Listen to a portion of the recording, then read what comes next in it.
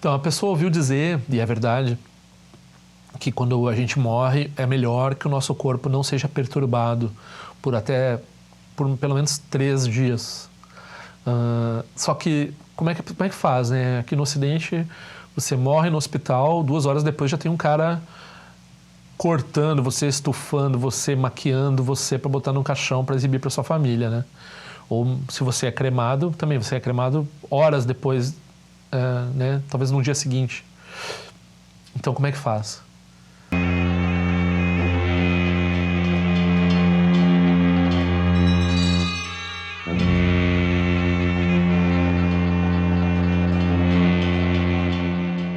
Então, essa questão de não perturbar o corpo é o melhor. E é o melhor para quem entre nós tem alguma prática, né? Foi o que eu disse para ele. No seu caso, no meu caso, talvez nem faça diferença, né?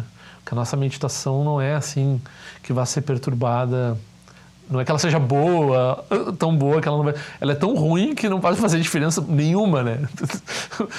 Se tiver alguém perturbando seu corpo, não tiver alguém perturbando seu corpo, você vai estar totalmente louco no bar. Como é que é seu sonho de noite? Você tem sonho lúcido?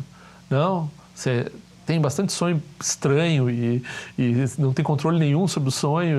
Bom, então não faz diferença nenhuma que vão fazer com o seu corpo. Porque um sinal da meditação é quando a pessoa começa a ter mais sonho lúcido, que é o sonho no qual a pessoa sabe que está sonhando e pode dirigir o sonho, né? E também é um sinal de que a pessoa tem algum poder de direcionar o renascimento dela, né? Que a maioria de nós não tem. Então, se a pessoa não é um meditador, né? Uma pessoa que faz várias 1000 horas de meditação, com um professor que impeça ele de cair naqueles estados mentais que vão levar aos reinos superiores, ou ao reino dos animais, ou, enfim, essas meditações equivocadas, né? Se a pessoa meditar certo, tiver uma estabilidade de meditação, aí na hora da morte, o melhor é não perturbar o corpo dessa pessoa para não atrapalhar a prática de meditação dessa pessoa, porque ela é um mestre que vai renascer para trazer benefício para nós. Então essa é a ideia, né? Quando é um mestre renascido, a gente protege o corpo dele, então ele morre, a gente não deixa ele meditando, põe ele na posição sentada, se ele já não estiver na posição sentada, e foi assim que fizeram com o Shagdu Rinpoche aqui, foi uma experiência... eu não era aluno próximo do Rinpoche, não vi o corpo dele, mas eu estava lá quando ele morreu, e foi uma experiência extraordinária, até onde eu pude ver, né? Porque eu não vi o processo de meditação dele depois, mas ele ficou 6 dias, conseguiram evitar que levasse o corpo dele. Então eles chamam de Tukdan, né? Que é essa meditação no momento da morte. Então, claro, se a pessoa... Daí outra coisa que eu comentei para essa pessoa, assim, se a pessoa tem alguma capacidade de meditação, se a pessoa tiver a oportunidade de não perturbar o corpo mesmo, uma pessoa que não medita, melhor também, né? Então, quanto mais tempo puder deixar a pessoa...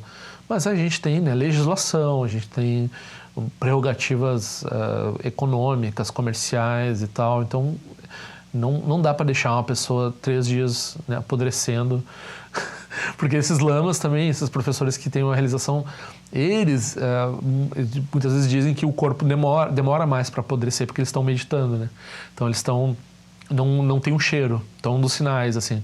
Eu até estava comentei no outro vídeo que eu estava lendo os Irmãos Karamazov, e nos Irmãos Karamazov tem uma espécie de um Rinpoche deles lá na Igreja Ortodoxa Russa, que é como é que eles têm uma palavra é tipo um ancião, né? É meio que um monge, mas ele meio que aconselha as pessoas como se fosse um Rinpoche, assim. E daí morre, né, o ancião deles lá, e o aluno super devoto, que é um dos Karamazov, ele fica super perturbado que o cara fede na hora de morrer, assim. Eles estavam esperando que, né, era uma pessoa muito santa, ele não ia demonstrar sinais, assim, de apodrecimento imediatamente. Então tem essa crença mesmo fora, no cristianismo, então mesmo fora do budismo tem essa ideia de que eles não dizem que não vai nunca, eles dizem que enquanto estiver em Tukdan não vai feder o cadáver, né? Então, se a pessoa puder, por qualquer motivo, não ser perturbada, é melhor, porque daí, né, se a pessoa tem ou não tem meditação, a gente não sabe, né? Então não perturba o corpo, mas como vão perturbar, então... Aí também é uma coisa da pessoa saber morrer. Porque se a pessoa tem uma certa meditação, como o Rinpoche, com certeza ele sabia que ele ia morrer. Olha, acho que 1 ano ou 2 anos antes de morrer ele já sabia. Depois isso ficou claro para todos nós, assim, que ele estava se preparando para morrer. Muitos de nós não estávamos, muitos de nós, acho que nos últimos tempos eu tinha percebido, mas muitos de nós estavam operando como se o Rinpoche fosse seguir, assim, mais um tempo, né? E então ele, né, se preparou, ele fez um retiro de 1 mês logo antes, né? Estava ensinando um retiro sobre como morrer quando ele morreu e tal. Então ele sabe que vai morrer. Às vezes sabe um tempo, o meditador já sabe muito tempo antes. Então, se a pessoa tem essa meditação e ela tem esse conhecimento sobre o próprio momento da morte, ela arranja para ficar num lugar que ela não vai ser encontrada. Então ela encontra um cadáver depois, 1 semana, 2 semanas depois já mal, sabe-se lá se ela meditou, se ela não meditou, né? Mas ela se preparou. Então para nós, né, para a maioria de nós, né, não sei se a pessoa que perguntou, mas no meu caso, eu acho que não faz diferença. Eu não tenho essa prática que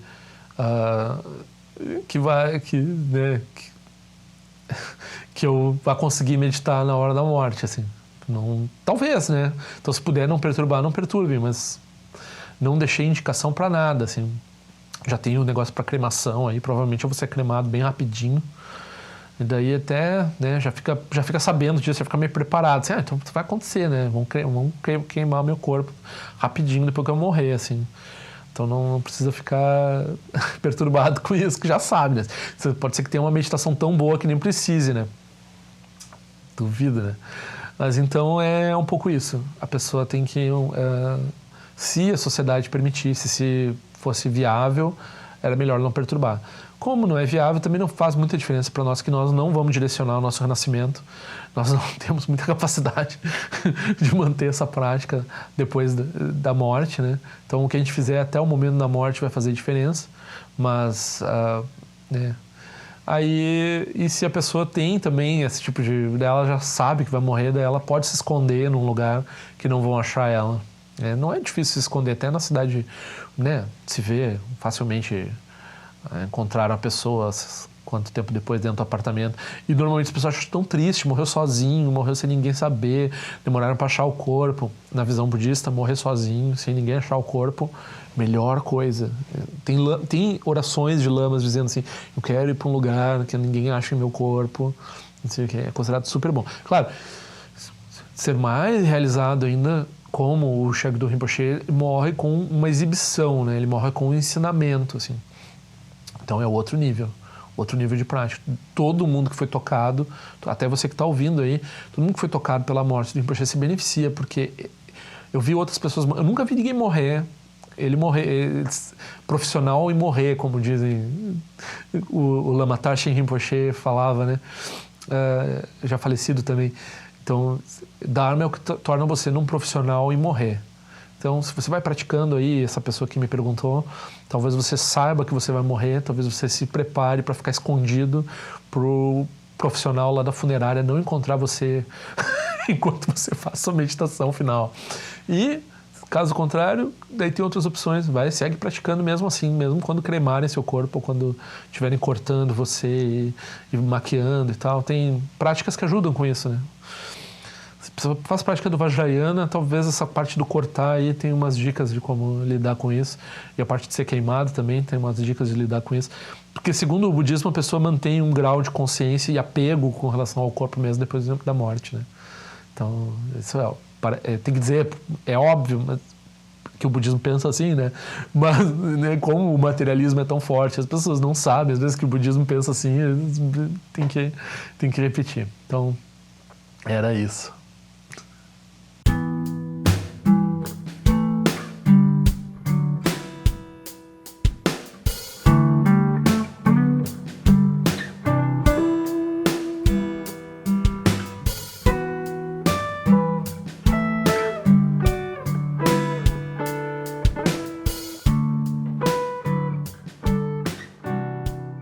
Então, assine meu canal. Se quiser, clica naquela sinetinha que faz a notificação chegar. Por favor, assine meu boletim informativo por e-mail. E nós nos vemos na prática do Dharma.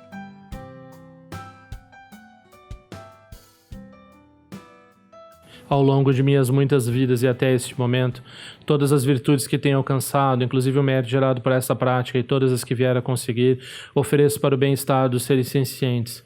Possam a doença, a guerra, a fome e o sofrimento diminuir para todos os seres, enquanto sua sabedoria e compaixão aumentam nesta e em vidas futuras. Possa eu claramente perceber todas as experiências como sendo tão insubstanciais como o tecido do sonho durante a noite e imediatamente despertar para perceber a manifestação de sabedoria pura no surgir de cada fenômeno. Possa eu rapidamente alcançar a iluminação para trabalhar sem cessar pela liberação de todos os seres. Ganira we kore jin kasong bana de wa malu jing we ne jere zi wan te jin ja so e sa pe ka ja ba du ten jo chi om so chi ja me che be ne jara sa wa kun cha tu je o se ta ba me jo no to de lu pe ne jo ke sa so da tu ten jo chi chi me ko ne pe ma song ba wa sa song la jin che se no pa e ga ju wan shu ju ke tu pe ko ko se je shin se sin da shin shu jing me tu ju tu pa nang ge wan cha tu no tu pa ten no bu yin ne ko pa mo lo ra sa ne lu de le ta tu ten jo chi pe me ja song pe me de so je pe me dan la jing ko se su wan pe ma cho je dra ma de so jin do ni pe me lo je jo chi pe den jo wan ne jin bo den ba yo de ne pa dan den ba zin pe je bo nang ko se ja sen ten jo chi du sun san je go ro rin po shen ngon du kum da de wa ju bo ja pa che ko sa du da pa sa so a de so jin je la du so shin na sang we ba je jo wa dan san ba long je du pa jen de lo ba ma hong ba ja go ro pe ma se de ken lo jo son le lo ja zan li sa son cha pa pe du ju sho sun na wa da mi da do sun ge le sho